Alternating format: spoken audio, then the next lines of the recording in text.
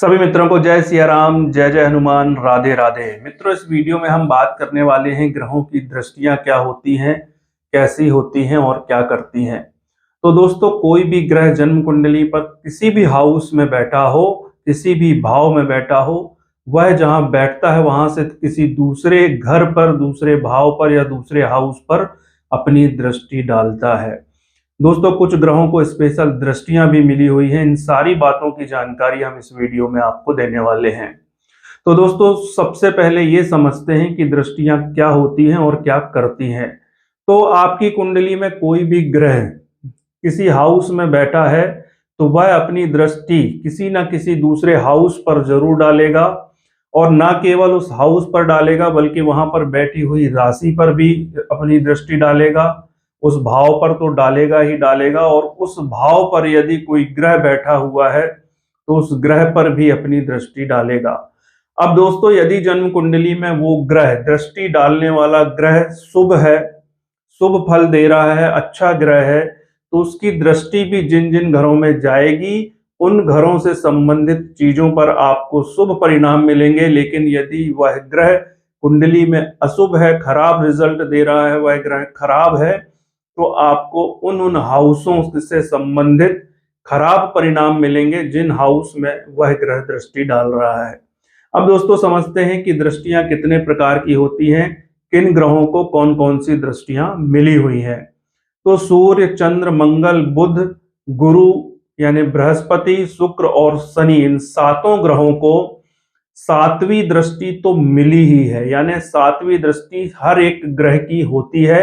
राहु और केतु की भी दृष्टियां होती हैं या नहीं होती हैं, क्योंकि उसके लिए विभिन्न तरह के मत हैं, इसकी चर्चा भी हम करेंगे। अभी हम समझते हैं कि सूर्य से लेकर शनि तक जो मैंने 7 ग्रह आपको बताए हैं, उन सभी की एक कॉमन दृष्टि तो होती ही है, वो होती है सातवीं दृष्टि। इस उदाहरण की कुंडली से समझिए। मान लीजिए आपके थर्ड हाउस में कोई भी ग्रह बैठा है, सूर्य से लेकर शनि तक कोई भी ग्रह हो सकता है, तो उसकी दृष्टि कैसे गिननी हुआ है। ग्रह जहां पर भी बैठा हुआ है उस घर को एक गिनना है, फर्स्ट गिनना ही गिनना है।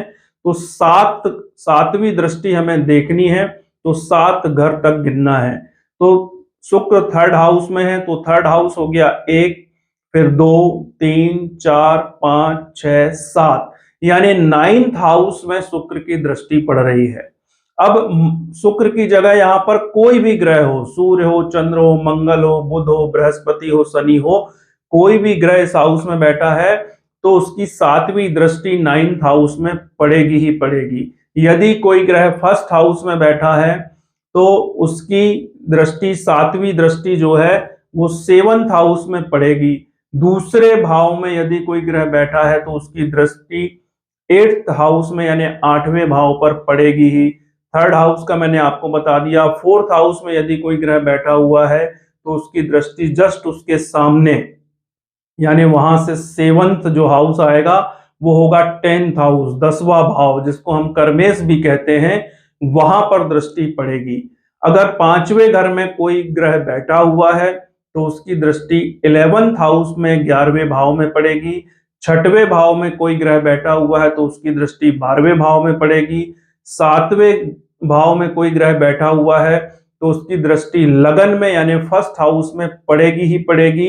8th हाउस में यदि कोई ग्रह बैठा हुआ है तो उसकी दृष्टि 2nd हाउस में पड़ेगी। 9th हाउस में कोई ग्रह बैठा हुआ है तो उसकी दृष्टि 3rd हाउस में पड़ेगी। 10th हाउस में कोई ग्रह बैठा हुआ है तो उसकी दृष्टि 4th हाउस में पड़ेगी। 11th हाउस में कोई ग्रह बैठा हुआ है तो उसकी दृष्टि 5th हाउस में पड़ेगी। और 12th हाउस में यदि कोई ग्रह बैठा हुआ है तो उसकी दृष्टि 6th हाउस में पड़ेगी। तो सातवीं दृष्टि हर एक ग्रह की होती ही होती है। आपने उदाहरण से इसको समझ लिया। अब हम बात करते हैं कि कुछ ऐसे ग्रह हैं जिन्हें स्पेशल दृष्टि मिली हुई है, तो उनमें से 3 ग्रह पहले समझते हैं। सबसे पहले समझते हैं मंगल ग्रह को। तो दोस्तों, मंगल ग्रह को 2 स्पेशल दृष्टियां और मिली हुई हैं, यानी कुल 3 दृष्टि मिली हुई है। 3 दृष्टि में 7वीं दृष्टि तो सभी ग्रह की होती है, ये मैंने आपको बता दिया। मंगल देव की 2 स्पेशल दृष्टियों में एक है चौथी दृष्टि और दूसरी है 8वीं दृष्टि। अब मंगल जहां पर बैठे हुए हैं वहां से आपको गिनती शुरू करनी है और चौथे घर तक जाना है। यहां पर उदाहरण हम ले लेते हैं कि मंगल पांचवें घर में बैठे हुए हैं, तो पांचवें घर को एक गिनना है। उसके बाद छठवां घर हो गया दूसरा, सातवां हो गया तीसरा और चौथा हो गया आठवां घर यानी 8th हाउस। तो मंगल यदि 5th हाउस में बैठे हैं तो उनकी चौथी दृष्टि 8th हाउस में पड़ रही है, आठवें घर में पड़ रही है। तो इस तरह से मंगल की चौथी दृष्टि को हम कंक्लूड करते हैं, देखते हैं। अब दोस्तों मंगल की चौथी दृष्टि करती क्या है? तो दोस्तों मंगल कुंडली में जहां भी बैठे हों वहां से आपको वही चौथे घर तक गिनना है। तो चौथी दृष्टि जिस हाउस पर भी मंगल की पड़ रही है आपकी कुंडली में, उस हाउस के कारक तत्वों के प्रति आप बहुत ज्यादा इमोशनल हो जाएंगे।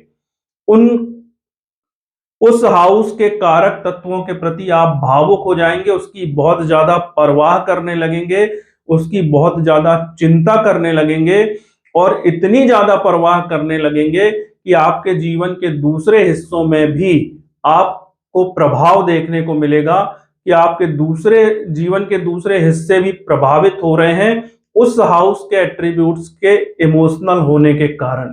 तो आप उससे ज्यादा जुड़ जाएंगे, बहुत ज्यादा आपकी अटैचमेंट उस हाउस के कारक तत्वों के प्रति हो जाएगी। ये मंगल की चौथी दृष्टि है।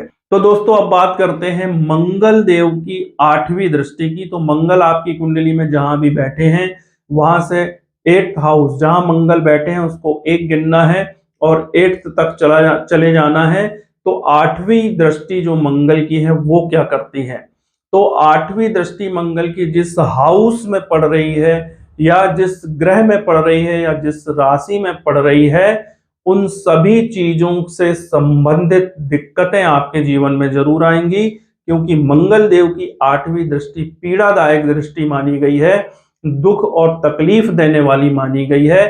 तो जिस हाउस में पड़ रही है उस हाउस के कारक तत्वों से संबंधित आपके जीवन में समस्याएं आएंगी।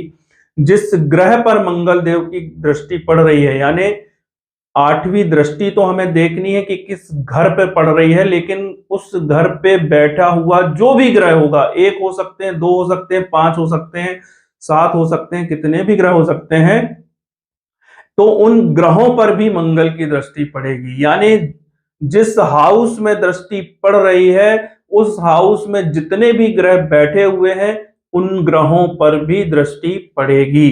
तो अगर मंगल की 8वीं दृष्टि उन ग्रहों पर पड़ रही है तो उन ग्रहों से संबंधित कारक तत्वों के माध्यम से भी आपको तकलीफें आएंगी, उनके कारक तत्वों से संबंधित चीजों में आपको दिक्कतें आएंगी, क्योंकि मंगल की जो 8वीं दृष्टि है वो पीड़ादायक मानी गई है और ये 100% एप्लीकेबल है।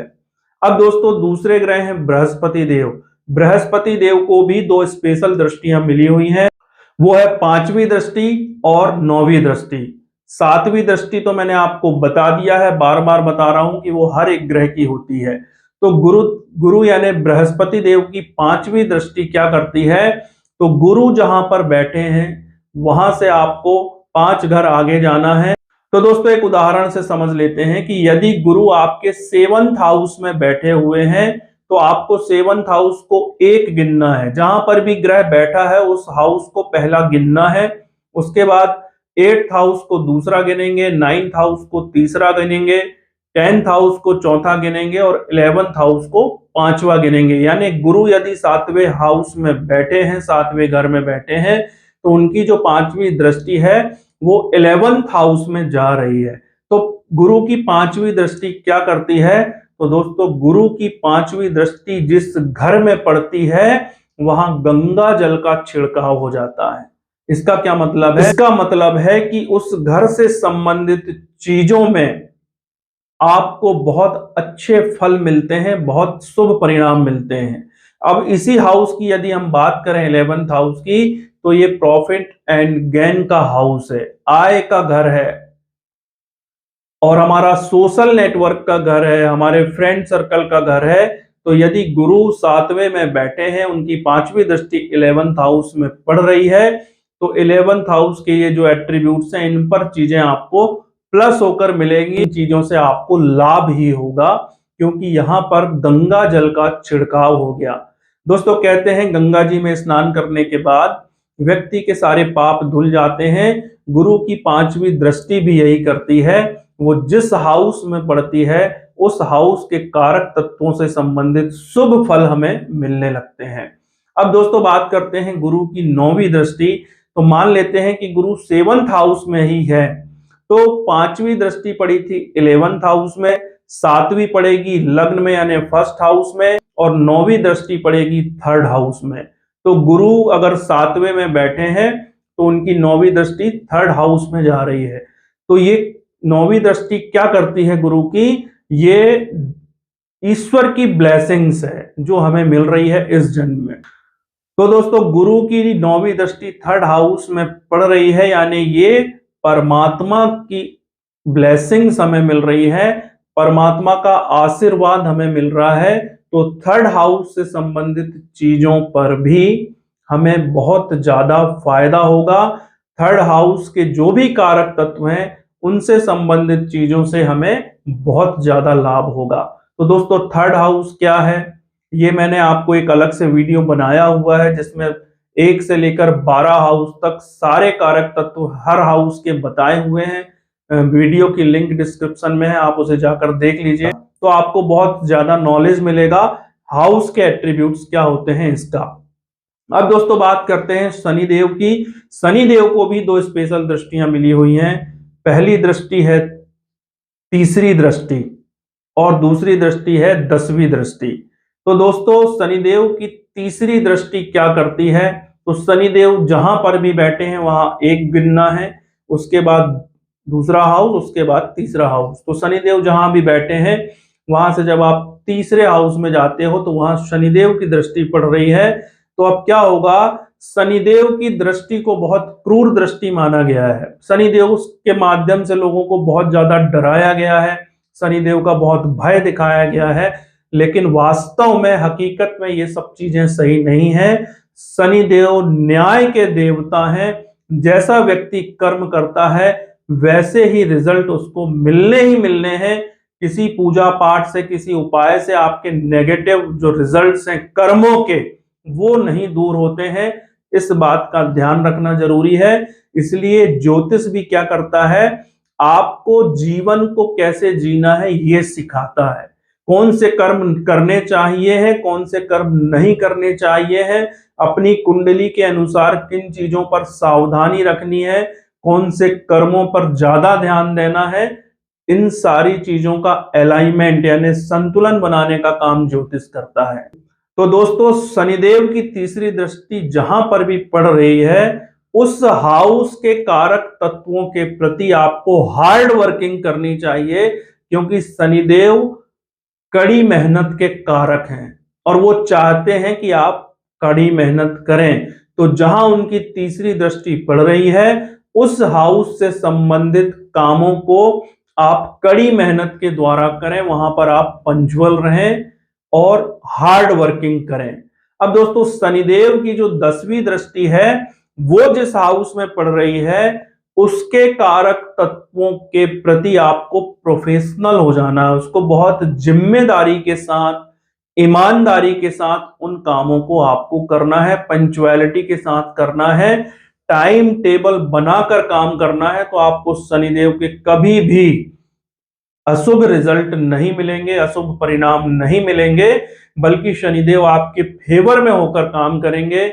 और शनिदेव की 10वीं दृष्टि जिस हाउस में जा रही है, यदि उन कामों को आप होनेस्टी से करते हो, ईमानदारी से करते हो, जिम्मेदारी से करते हो, टाइम टेबल बनाकर करते हो, पंक्चुअलिटी से करते हो, तो शनिदेव की वही दृष्टि जिसको क्रूर दृष्टि कहा जाता है वही आपको सब कुछ देने वाली है, बहुत ज्यादा फायदा पहुंचाने वाली है।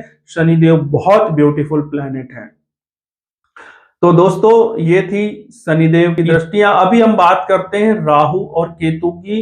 तो विद्वानों के अलग अलग मत हैं राहु और केतु की दृष्टि को लेकर। कुछ विद्वान मानते हैं कि राहु और केतु की दृष्टियां नहीं होती हैं और कुछ विद्वान मानते हैं कि राहु और केतु की दृष्टियां होती हैं।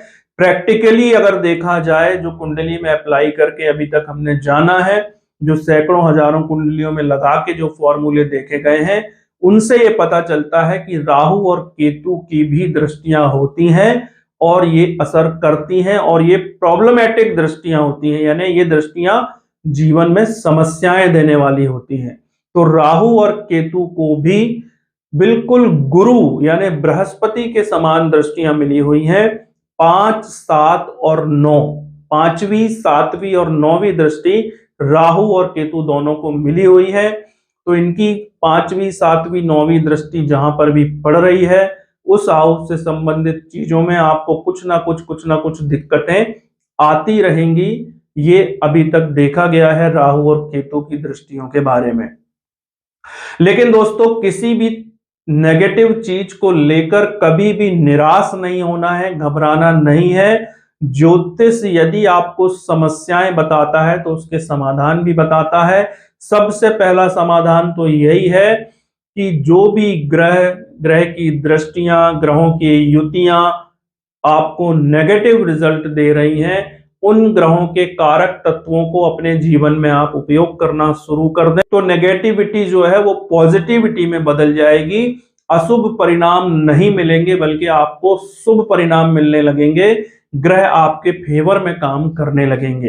तो दोस्तों, आज के वीडियो में ग्रहों की दृष्टियों से संबंधित जानकारी आपको देनी थी। आपने मेरी बातों को बहुत गंभीरता से सुना, इसके लिए आपको बहुत बहुत धन्यवाद। मिलते हैं अगले वीडियो में। नमस्कार।